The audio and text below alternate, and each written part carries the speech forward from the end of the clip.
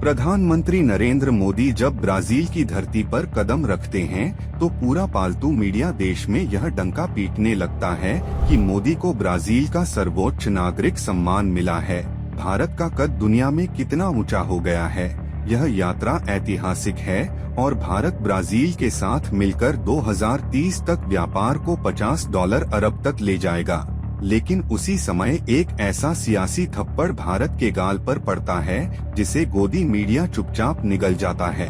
और वही सच्चाई आज देश नीति पर हम आपके सामने लेकर आए हैं, क्योंकि जब मोदी जी गले में ब्राजील के सर्वोच्च सम्मान the grand collar of the national order of the southern cross की माला पहन रहे थे, ठीक उसी समय ब्राजील की सरकार ने भारत के साथ चल रहे आकाश वायु रक्षा प्रणाली के सौदे को ठंडे बस्ते में डाल दिया। जी हाँ, वह डील जो भारत के लिए सामरिक और कूटनीतिक रूप से बेहद अहम मानी जा रही थी, उसे ब्राजील ने रद्द कर दिया और अब वो इटली से एमैड्स यानी enhanced modular air defence solution की ओर मुड़ गए हैं। सवाल ये नहीं कि एक डिफेंस डील रद्द हो गई, सवाल ये है कि जब प्रधानमंत्री खुद प्रेस कॉन्फ्रेंस में खड़े होकर यह कहते हैं कि भारत ब्राजील के बीच रक्षा सहयोग बढ़ रहा है और यह परस्पर विश्वास का प्रतीक है, तब सच्चाई क्या है? क्या आकाश रक्षा प्रणाली का सौदा रद्द होना ही विश्वास का प्रमाण है? क्या यह वही सहयोग है जिसका डंका प्रधानमंत्री बजा रहे हैं? ब्राजील ने जब प्रधानमंत्री को सम्मानित किया उसी वक्त यह भी साफ कर दिया कि डील अब इटली के साथ होगी, यानी हम सम्मान के नाम पर आत्ममुग्धता में झूमते रहे और रक्षा व्यापार का नुकसान उठा लाए। और दुखद यह है कि यह 57 वर्षों में किसी भी भारतीय प्रधानमंत्री का पहला ब्राजील दौरा था, लेकिन वहां से हम लेकर लौटे सिर्फ एक पदक, सौदा नहीं, फायदा नहीं, पाकिस्तान को लेकर कोई स्पष्ट बयान नहीं, आतंकवाद पर कोई दो टूक समर्थन नहीं। उल्टा ब्राजील पाकिस्तान के खिलाफ भारत के सुर में बोलने से बचता रहा। सवाल यह है कि जब दुनिया में भारत की साख बढ़ रही है, जब प्रधानमंत्री विश्व नेता के रूप में माने जा रहे हैं, तब ऐसी कूटनीतिक विफलता क्यों?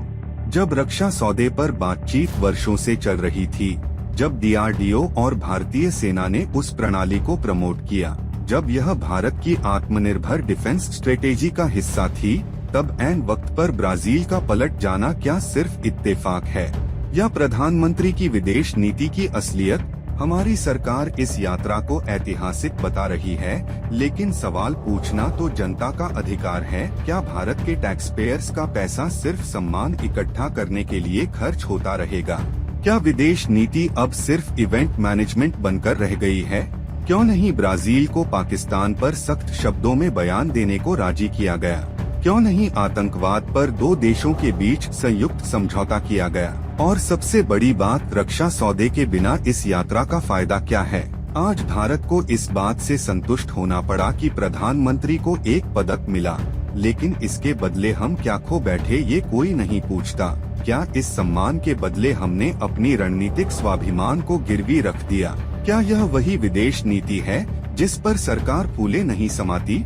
जब चीन पाकिस्तान को खुला समर्थन देता है, जब रूस, तुर्की, बांग्लादेश और अजरबैजान जैसे देश आतंकवाद के मुद्दे पर पाकिस्तान के साथ खड़े हो जाते हैं, तब भारत को ब्राजील जैसे लोकतांत्रिक देश से दो टूक समर्थन नहीं मिलना क्या हमारी कूटनीतिक विफलता नहीं है? प्रधानमंत्री ने भाषण में कहा कि दोनों देश आतंकवाद के खिलाफ एक जैसे विचार रखते हैं, लेकिन ब्राजील ने पाकिस्तान का नाम तक नहीं लिया। यही नहीं, प्रधानमंत्री का उद्योगपतियों वाला डेलीगेशन भी उनके साथ था, लेकिन क्या भारत के निवेशकों को वहां कोई ठोस फायदा हुआ? कोई नया व्यापारिक समझौता हुआ या सिर्फ बयानबाजी में ही दौरा सिमट गया?